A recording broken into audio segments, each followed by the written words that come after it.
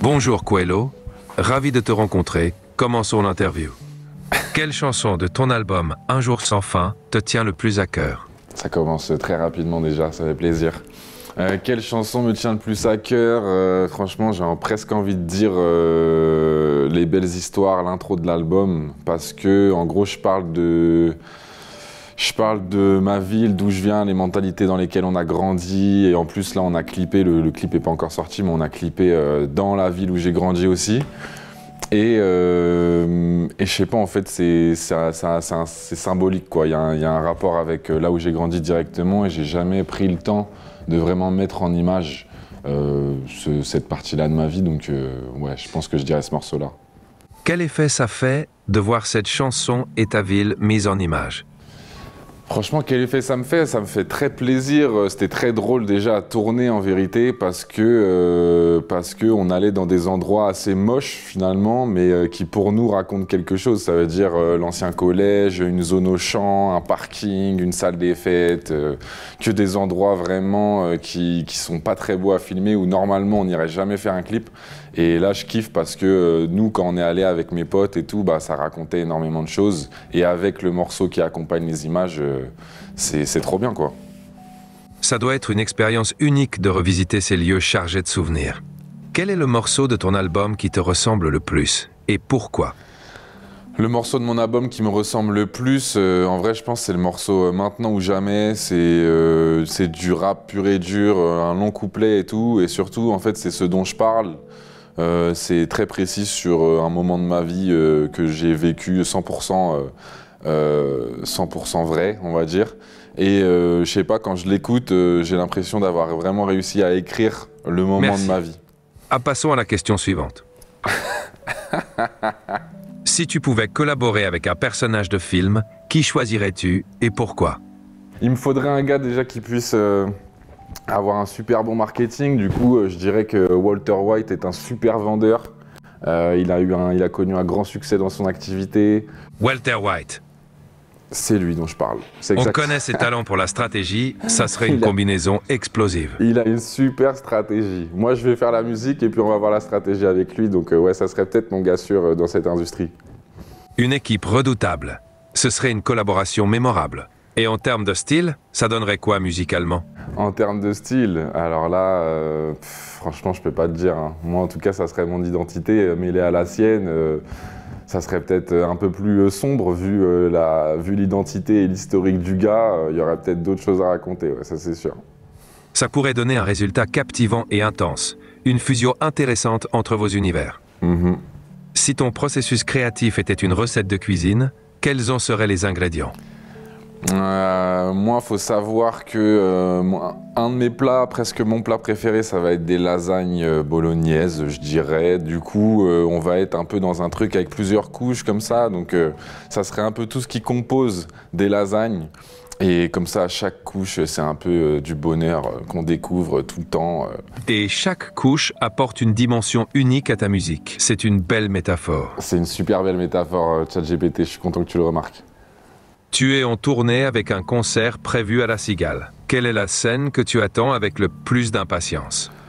En vérité, La Cigale, c'est la plus grosse salle du tour. C'est à Paris, il y a plus d'invités. C'est quand même une date super importante. Donc je pense que c'est la date que j'attends le plus. Mais là, à l'heure où je te parle, je fais une date dans ma ville dans 3-4 jours. Donc c'est une date que j'attends aussi énormément. C'est la première. En plus, il y a l'album qui sort la veille et tout. Donc ça va être une très bonne date aussi. C'est super excitant. La première dans ta ville, c'est spécial. Tu ressens beaucoup de pression ou surtout de l'excitation? Je ressens plus d'excitation que de pression. J'ai confiance en ma musique, en mes coéquipiers aussi sur scène, mon frère, mon DJ, mon ingé son, tout ça. Donc non, franchement, là, je sais qu'on va répéter 2-3 jours et après ça va rouler, on va s'amuser surtout.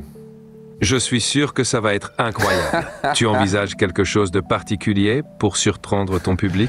J'envisage quelque chose de très particulier pour les surprendre, que je ne vais pas dire maintenant, mais il y aura un moment sûrement très drôle, je pense, à regarder pendant ce concert, ouais. Mais il faudra venir pour savoir. Ah, un peu de suspense, j'adore. Ça donne encore plus envie d'y être. Ça va être mémorable. Ouais, heureusement que toi aussi tu viens d'ailleurs là-bas. Hein. J'adorerais, mais malheureusement, je ne peux pas venir physiquement. Je serai là en pensée. Tu peux compter sur moi pour te soutenir virtuellement. Ah, on est ensemble en esprit, alors ça fait plaisir. Après ta participation à Nouvelle École, comment cette expérience a-t-elle influencé ta musique? Est-ce que ça a vraiment influencé ma musique? Je pense que ça a plus influencé ma façon d'être, parce que le fait d'avoir connu une telle exposition, de cette vue aussi à la télé, en fait, bah, t'as du plus de recul sur toi, t'as essayé de gérer beaucoup de choses. Et du coup, j'ai grandi un peu avec cette émission-là. Au final, je me suis découvert pas mal de trucs aussi sur moi-même. Et après, sur la musique, je pense que ça m'a plus donné accès à plus de gens avec qui travailler. Mais après, dans ma façon de faire de la musique, je pense pas que ça a eu un impact énorme non plus. C'est plus un truc personnel que professionnel en vrai, l'impact. C'est intéressant. Cette croissance personnelle se reflète vraiment aussi dans ta musique. Ça a dû être une expérience très enrichissante. Exactement, t'as tout compris. Si tu pouvais écrire une chanson en collaboration avec un animal, quel serait cet animal et pourquoi? En collaboration avec un animal qui pourrait avoir de l'inspi, c'est ça la vraie question. Oui, un animal qui t'inspire particulièrement. Quel serait ton choix? T'as envie de parler un peu de Signastro? Moi je suis lion, ça pourrait être un lion, c'est une mentalité de... Alors, un oiseau peut-être? Ah, t'aimes pas le lion peut-être? Un papillon. Il symbolise la transformation. C'est vrai. Il a ce côté léger qui se prête bien à l'inspiration musicale. Tu as dit lion? Excuse-moi, j'ai mal compris. Les lions, c'est puissant. Ah ouais, et t'es moins inspiré que pour le papillon. Si tu pouvais inventer un nouvel instrument de musique, à quoi ressemblerait-il et quel son produirait-il?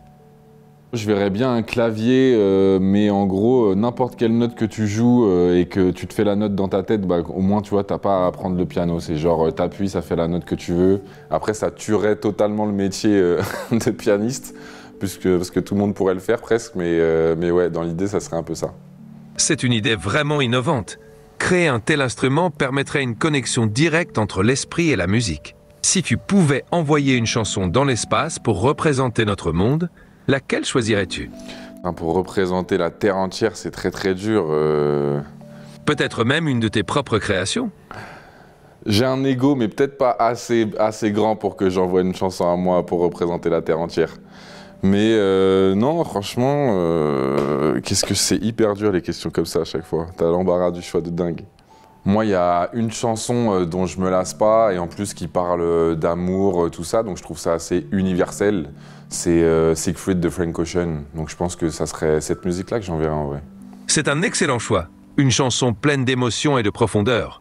Elle représenterait magnifiquement notre humanité. Après cette tournée et la sortie de ton album, quels sont tes projets pour la suite?